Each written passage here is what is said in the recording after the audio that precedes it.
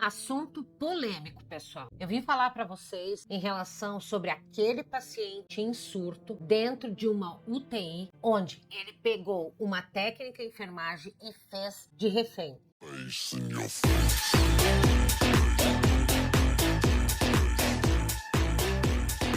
Tem um vídeo que o professor Maltos, professor médico legista lá do Distrito Federal, e ele fala em relação a esse surto desse paciente. Parece que há mais de 20 anos esse paciente fazia hemodiálise e ele estava internado numa UTI lá em Morrinhos, Goiás. Eu quero papear com vocês em relação a esse caso. A minha visão como técnica em enfermagem, eu trabalhei já em hospital dentro de uma UTI e como uma agente de perícia médico-legal. Vamos ao vídeo. Olá, prezados, aqui é Maltos Galvão, perito médico legista, professor de Medicina Legal da Universidade de Brasília. Vamos analisar junto esse vídeo, um vídeo muito recente, onde um paciente que fazia diálise há cerca de 2 décadas estava descompensado, e isso, é claro, a gente sabe, produz alterações que justificam plenamente esse comportamento.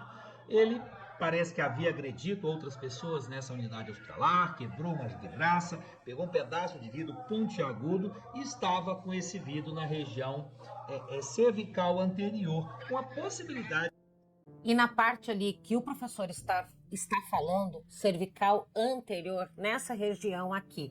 Aqui, o vídeo que o professor fez, ele pegou da internet também e já estava embaçado ali o rosto, e eu procurei esconder um pouco mais para não deixar exposta a técnica, a enfermagem e a vítima de causar um esgorjamento. Nesse caso, o professor ele explica que qualquer lesão feita nessa região da parte cervical anterior, parte da frente, é um esgorjamento. E como aquele paciente ele estava com um pedaço de vidro apontado ali para aquela vítima, ele estava segurando aquela técnica em enfermagem, e como ele estava em surto, ele estava descompensado, e a hemodiálise nesses pacientes, ela é muito importante porque faz a vez do rim, vai filtrando tudo nesses pacientes que têm problemas renais.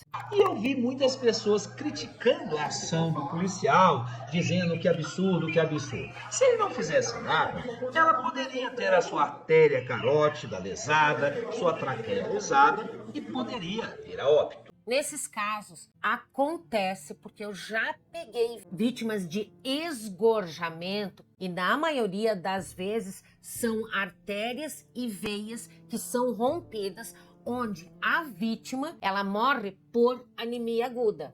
E aí o policial então foi chamado, parece que essa cena demorou bastante até os policiais chegarem, né? E o policial então ele efetuou 2 disparos e infelizmente esse paciente já muito sofrido, né, veio a óbito. Até assisti o vídeo, né, de um filho, eu entendo perfeitamente essa dor.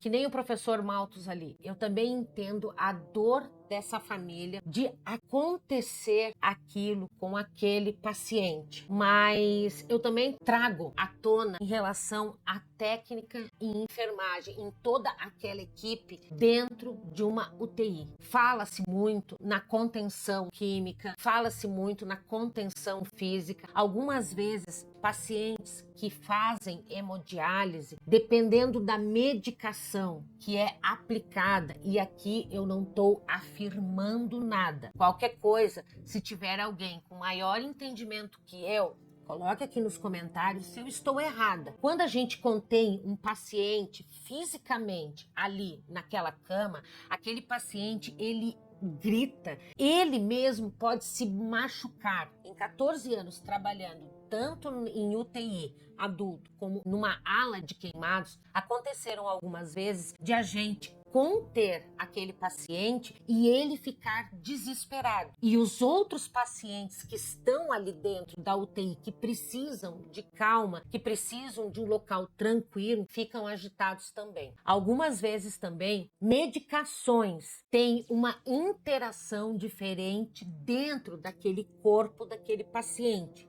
Então, tem médicos que fazem as medicações para acalmar, e quando o medicamento ele começa a fazer efeito, ele faz o efeito contrário.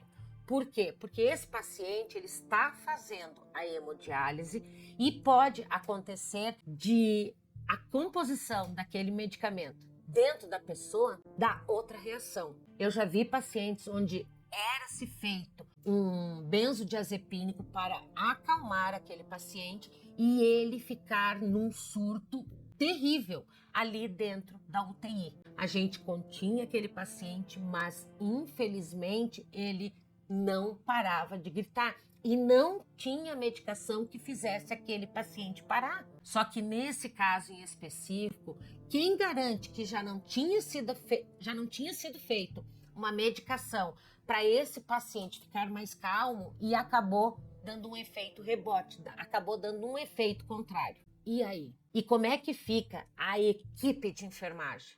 Como é que fica essa técnica em enfermagem? E, gente, eu não estou deixando de expressar o meu sentimento pela família, porque a família há 20 anos estava com esse paciente em tratamento, fazendo de tudo para ele viver. Mas, infelizmente, não foi o que aconteceu. Mas a nossa análise, ela tem que ser isenta, ela tem que ser científica. Então aqui nós vamos ver o momento dos disparos, né? A gente analisou o vídeo com muita calma, né? O vídeo que a gente tem, que tem algumas partes borradas, que são do YouTube, né? E então nesse momento você vê que ele está com um pedaço de vidro lutando e o policial então faz 2 disparos de arma de fogo. E aí? Agora eu quero saber como que isso se resolve. Então isso se resolve da seguinte maneira. Nesse caso, aqui o professor Malthus, ele traz a lei mostrando que esse policial, ele foi em defesa da vítima. Tentem entender aqui. Nós precisamos do Código Penal, né? Para lembrar que existia sim, né? Uma situação de perigo atual, não era nem iminente e era um risco de morte. Eu sei que de terceiros existe a legítima defesa nessa modalidade. E a gente tem que lembrar também que em 2019, tá? Melhorou-se agora para a vida do policial, né? Está escrito lá, observados os requisitos previstos no caput desse artigo, considera-se também em legítima defesa um agente de segurança que repele agressão ou risco de agressão à vítima mantida refém durante a prática de crime.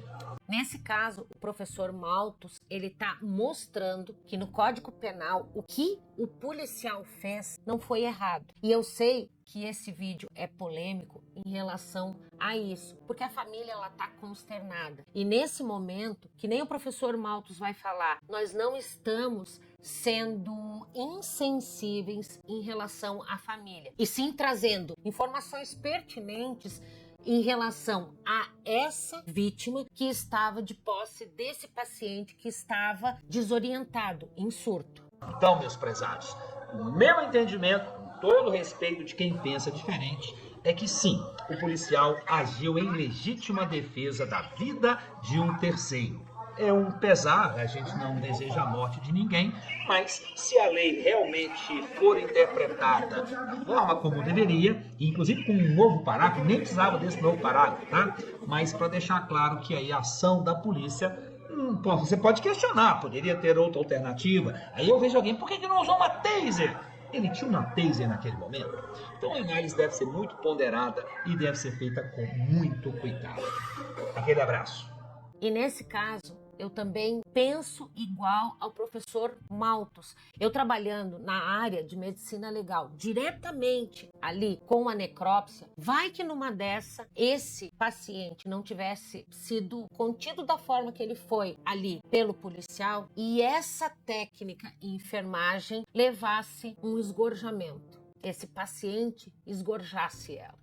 E aí? Eu sei que a família está muito transtornada e muito aflita em relação a isso que aconteceu. Eu sei que precisam ter protocolos dentro dos hospitais, porque não é a primeira vez que um profissional da enfermagem é agredido por um paciente. Aí cabe ao hospital, à direção do hospital, a tudo, ao COFEM, ao COREM, ver sobre isso, sobre a segurança dos profissionais de enfermagem que trabalham nas unidades de saúde e em hospitais. Mas nesse caso em específico, Luana, eu também concordo com o professor Malthus e como o professor Malthus ali explicou, se a lei for levada conforme diz ali o Código Penal, o policial agiu em legítima defesa a um terceiro, àquela técnica de enfermagem que estava contida pelo paciente que estava em surto, que estava descompensado. Eu sei que você pode não concordar comigo, mas eu quis trazer aqui a visão do professor Malthus, a minha visão como técnica em enfermagem que eu já fui dentro de um hospital e trazendo algumas informações que eu achei necessárias para você poder entender um pouquinho. Eu espero que você fique bem, um abraço e até. Tchau, tchau. What the hell is going on down there?